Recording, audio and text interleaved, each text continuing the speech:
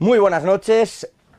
Lo primero, en las claves geopolíticas, mirando a agosto. Agosto va a ser el mes clave, sin ninguna duda, para el futuro de la guerra en Ucrania en particular, porque los BRICS se van a reunir para tratar precisamente este asunto. De hecho, los jefes de Estado de los distintos BRICS van a discutir esa invasión rusa en Ucrania en la cumbre del bloque de 5 naciones. Sudáfrica es quien está impulsando esta iniciativa continental, quiere poner fin al conflicto, ha dicho hoy Cyril Ramaphosa, y lo ha dicho, además, en un escenario muy curioso, porque estaba hablando precisamente con Volodymyr Zelensky. Dice que van a discutir la crisis en Europa entre Rusia y Ucrania y lo que está ocurriendo, porque en el haber del propio Ramaphosa, en el haber de Zelensky y en particular de Sudáfrica, está acabar, dice, con el conflicto. No sé yo si tanto en ese punto, porque el líder sudafricano y otros 3 jefes de Estado le han presentado un memorando de 10 puntos a Zelensky y al líder ruso Vladimir Putin el pasado mes, y ahora quieren que sobre esos 10 puntos se establezca un nuevo tratado de paz, desde el alto el fuego y una paz posterior. Ya saben que Zelensky ha negado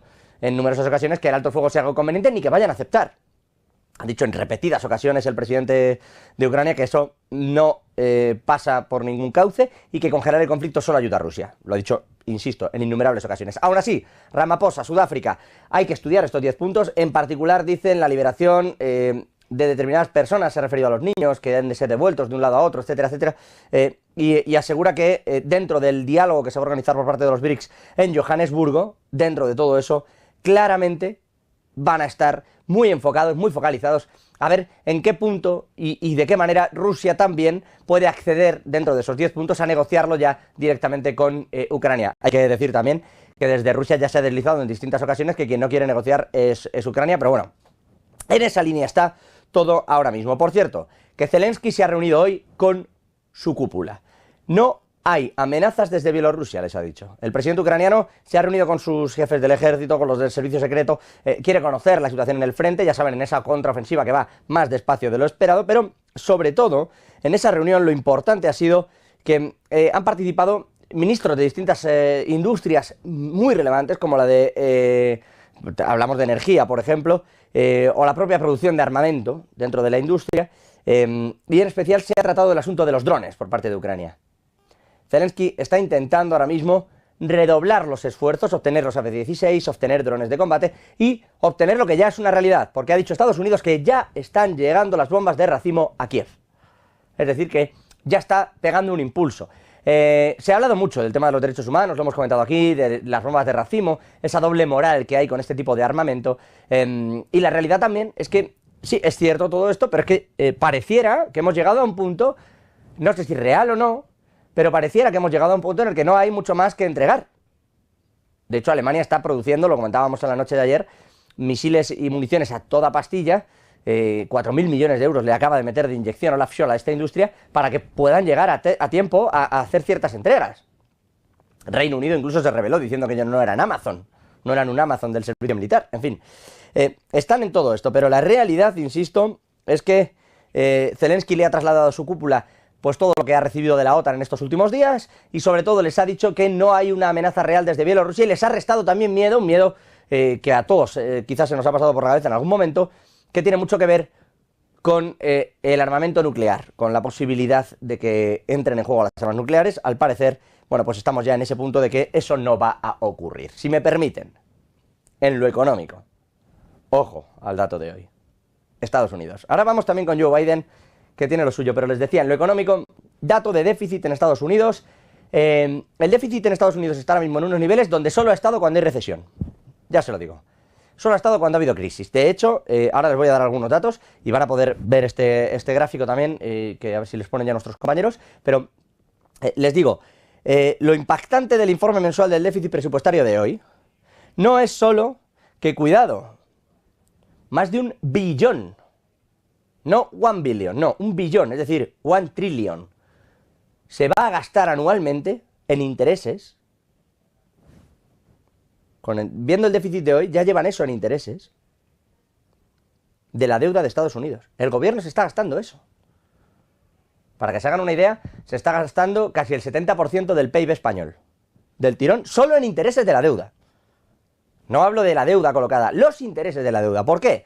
Bueno, la Fed no está comprando, ahí hay una desinversión del balance evidente, y además los tipos están subiendo mucho, y eso está perjudicando al gobierno. Es verdad que por un lado aumentan los ingresos fiscales, en teoría debieran subir, pero es que resulta que la tipología de empleo de la que presume Joe Biden no está siendo tan fuerte, así que en realidad todo le va mal. Ingresos fiscales se desploman un 9,2, de 461.000 millones de dólares pasan a 418.000. Pero es que se ha disparado el desembolso que tiene que hacer el gobierno de Estados Unidos, insisto, un 15% a 646.000 millones en junio. Está siendo espectacular el gasto que está haciendo Estados Unidos insisto, en intereses de la deuda. ¿Por qué? Bueno, pues por estas cuestiones y porque, ojo, es que los déficits mensuales, si vamos mirando la línea, también no solo es que sean más altos de lo esperado, sino que también están en unos niveles que solo se ven en años de crisis. Por ejemplo, hemos ido pasando desde 2020-21 de 1,4 billones, es decir, no 1.400, 1,4 billones, estamos ya, o sea, hemos llegado a ese 1,4 billones cuando veníamos del entorno de los 700.000 en 2020. De 700.000 millones a 1,4. La subida es fortísima. El déficit fiscal de 2022 ha aumentado un 170%. Un 170% en comparación con enero a junio del año pasado. En términos interanuales, es decir, en los 6 primeros meses del año, en lo que iba el año pasado y lo que va ahora, el déficit en Estados Unidos ha crecido un 170%. Claro que va bien el empleo, claro que se sostienen las cosas. Si es que lo está pagando Joe Biden. Además de los intereses de la deuda, insisto, que solo los intereses cuestan lo que el 70% del PIB español. Que no es que tampoco sea la quinta esencia de la riqueza de España, pero da una idea de la magnitud de lo que se está pagando aquí. Es espectacular. Espectacular. Y entre tanto, en realidad Joe Biden sigue a lo suyo. Hablando de los Bidenomics, de lo bien que funcionan, tan bien funcionan que le ha puesto su nombre. Insisto, todo lo hemos dicho más de una vez. Hay que tener ego para ponerle a un plan tu propio nombre, no que se lo pongan otros. No, se lo pones tú, Bidenomics, pum. Bueno, pues ya está.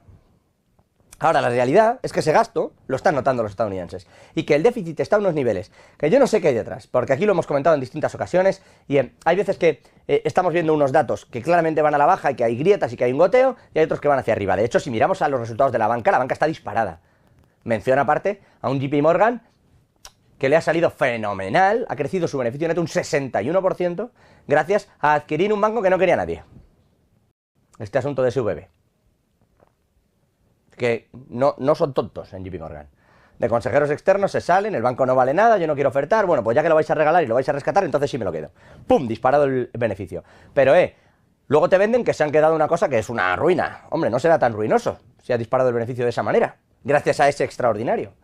Pero bueno, digo, la banca es una mención aparte, en lo que es estructuralmente Estados Unidos tiene datos para arriba y datos para abajo, y la realidad es que este del déficit preocupa especialmente. De hecho, desde el lado republicano están cargando con mucha dureza contra Joe Biden por gastarse lo que no hay, y porque además hay 50.000 millones de pronto que hacen un balance y dice alguien, oiga, que hemos contabilizado mal, hay otros 50.000 millones para Ucrania.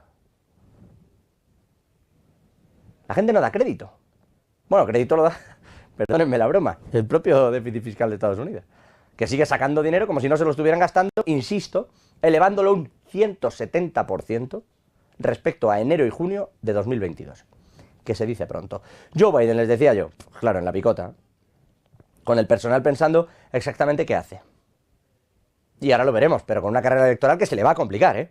Y eso que para el presidente que en teoría va a intentar repetir, no se suele liar. Pero ahora vamos con eso. Antes, Joe Biden, a pesar de todos estos datos económicos, sigue pum, pum, pum, pum, vuelta la mula al trigo. Javier Luengo, muy buenas noches.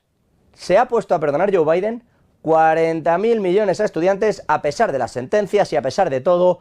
Exactamente qué ha pasado aquí. Muy buenas. Sí, ¿qué tal? Muy buenas. Concretamente, y más leña al fuego de la situación económica en Estados Unidos, la administración del presidente Biden va a condonar 39.000 millones de dólares de deuda estudiantil a más de 804.000 estudiantes del país en el arreglo de estos planes de reembolso basados en los ingresos que puso en marcha el Departamento de Educación. Los prestatarios van a poder ahora optar a esa condonación si han efectuado 20 o 25 años de pagos mensuales previos. Eso sí, lo que se limita ahora es el programa de requisitos de pago para los prestatarios con más bajos ingresos, es decir, las clases más bajas, y perdona lo que les queda a un número determinado de años. Una medida que va a abordar, y según dice el Departamento de Educación, inexactitudes históricas en el recuento de estos pagos de la deuda estudiantil en Estados Unidos, con carreras que obligan a muchos a pedir incluso préstamos bancarios para poder financiar sus estudios de educación superior. Ahora el gobierno de Joe Biden condona parte de esta deuda por los posibles impagos que se puedan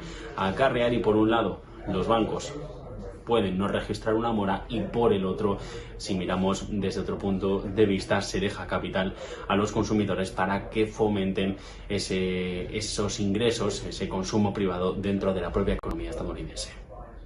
Bueno, este es uno de los asuntos del día. Javi Luengo, gracias, como siempre. Pero decía yo, otra de las cosas que atañe a Joe Biden, que preocupa ni mucho. Robert Kennedy Jr. De no irse a presentar, de discutir amablemente con Joe Biden a ser el líder en las encuestas del Partido Demócrata, de entre los votantes demócratas, y eso a pesar de que no ha comenzado la carrera electoral dentro del propio Partido Demócrata, porque no se esperaba. Porque lo normal es que cuando un presidente sale, y ya esto hablo de demócratas y republicanos, se le deja intentar revalidar. Y ahora claramente va a haber un problema. Por un lado parece que va Donald Trump, bueno, y se habla de DeSantis dentro de esa lucha, aunque alguno más va a ir saliendo en el lado republicano, pero es que en el lado demócrata, donde no se esperaba a nadie, o a lo mejor una especie de conato rebelde de Kamala Harris, a quien, bueno, van poniendo poco a poco, cada vez más, en los distintos medios, en tele, en los distintos actos, un poco para que le pongamos cara, pero la realidad es que quien está subiendo en las encuestas y mucho es Kennedy Jr. ¿Va a volver a haber un Kennedy en la presidencia? ¿Qué dicen esas encuestas? ¿Cómo se está tomando todo esto? El votante, el electorado, ¿qué se dice y qué se palpa con todo esto en Estados Unidos? Sergio Fernández, muy buenas noches. Joe Biden parecía tener todo bajo control de cara a las elecciones generales de 2024. Casi todos los principales demócratas de la nación estaban alineándose detrás de él, y la lucha por la nominación republicana parecía girar en torno a Donald Trump. Parecía que tenía todo bastante controlado. Sin embargo, ahora se está enfrentando a su propia versión de una primaria, una campaña para apuntalar el apoyo entre los votantes demócratas más escépticos. Está claro que Joe Biden tiene una debilidad y Robert Kennedy Jr. quiere aprovecharla. De hecho, algunos de los aliados de Biden dicen que les preocupa que la campaña todavía incipiente del presidente no comprenda completamente la profundidad de los problemas con los votantes demócratas, que han dicho constantemente a los encuestadores que preferirían que Biden no buscase la reelección. Los votantes siguen preocupados por la inflación y también por su administración de la economía estadounidense. La popularidad de Robert Kennedy Jr. en las encuestas se debe en gran medida a su familia, que ha incluido a 3 senadores demócratas, un presidente y también una serie de figuras de alto perfil. Una encuesta de CNN a finales del mes pasado mostró a Kennedy con un 20% de apoyo en contra de Biden, que encontró que la principal razón para que los votantes les gustase o les votasen es que era su apellido, era básicamente que se apellida Kennedy. Las encuestas además están sugiriendo que un gran número de votantes demócratas están dispuestos a decirles a los encuestadores que elegirían a cualquier persona antes que Biden. Esto es lo que está aprovechando Robert Kennedy Jr., que sigue subiendo las encuestas y que sigue poniendo a Joe Biden en una situación muy complicada. Gracias, Sergio. Y una última cuestión, tiene que ver con Hollywood. Lo comentaba esta mañana el CEO José Antonio Binder aquí en esta casa, esta huelga famosa que está habiendo ahora, que no había una desde los tiempos en los que Ronald Reagan llevaba el sindicato de actores, fíjense, el que fuera presidente, en 1960 estamos hablando. Bueno, pues ahora tienen otra, y cuidado porque hay algunos motivos que tienen que ver con esta huelga. Hemos hablado aquí mucho de si la inteligencia artificial nos va a destrozar o no el empleo, a unos o a otros, o hasta qué punto hay sectores que se van a ver perjudicados. Claro, hay cosas que se venden como muy positivas, ¿no? Mira, vamos a ver esta nueva película donde han conseguido que el actor, que ya estaba muy mayor, vuelva a aparecer el de hace 1000 años, y esto que es fantástico y suena fenomenal. De repente, la gente de la tecnología en Hollywood dice, ostras, ¿y si tengo los derechos del actor y lo tengo ahí a perpetuidad y lo genero a través de inteligencia artificial? Y claro, Marta Vilar, muy buenas noches. Esto está poniendo los pelos de punta al sindicato de actores, a escritores, guionistas y etcétera, casi por solidaridad, porque en realidad los perjudicados son los actores, pero por aquí se empieza, vete a saber por dónde se acaba. Dato, problema de la inteligencia artificial que llega directo a la realidad, fíjense, de la ficción de Hollywood. Marta, cuéntanos. Alemania hoy ha publicado sus datos de inflación mayorista y atención porque el país se acerca ya a la deflación, bueno, está ya de hecho en la deflación anual, en términos eso sí, de inflación mayorista, como les decía, la que enfrentan los productores. ¿Cuál ha sido el dato de la inflación mayorista en Alemania? Pues un menos 2,9%, e insisto, esto en términos anuales, menos 2,9 respecto al menos 2,6 que ya teníamos el mes anterior. Lo que se esperaba era que esa deflación, bueno, pues estuviera un poquito por debajo, es decir, del menos 2,6 se moviera hasta el menos 1,2%, pero finalmente lo que hemos visto es que se ha ampliado todavía más esa deflación hasta el menos 2,9%. En términos mensuales seguimos viendo en este caso también deflación, caen los precios mayoristas un 0,2%, aunque esto es algo menos de lo que caían el mes anterior, que retrocedían un 1,1%. Se esperaba efectivamente que ese retroceso aumentara incluso del 1,1% del mes anterior al menos 1,2%, pero finalmente se ha reducido un poquito esa deflación al solo 0,2% de caída en los precios. Empezamos a ver deflación mayorista en muchos países. En Estados Unidos, de hecho, estamos al borde. Solo los precios realmente suben un 0,1%, con lo cual estamos muy cerca de esa deflación además en términos anuales, que no tienen, sí tienen, ese efecto base respecto a unos precios elevados del año pasado. La cuestión es que estos indicadores son indicadores adelantados, el de la inflación mayorista, y esto nos puede servir como pista para saber cómo va a salir el dato de inflación al consumidor, que es el que siempre miran los bancos centrales para saber cómo está la inflación. Una vez hay deflación en términos mayoristas, podemos esperar que efectivamente también lo pueda haber en términos de los consumidores. Veremos, porque ya sabemos que de momento nos estamos acercando mucho a esa inflación cada vez más baja, al 2% que tanto quieren los bancos centrales. Veremos, como les digo, si acabamos llegando al punto donde ese 2% ya sea historia e incluso veamos deflación. Y hasta aquí estas noticias del día. Les decía yo, nos falta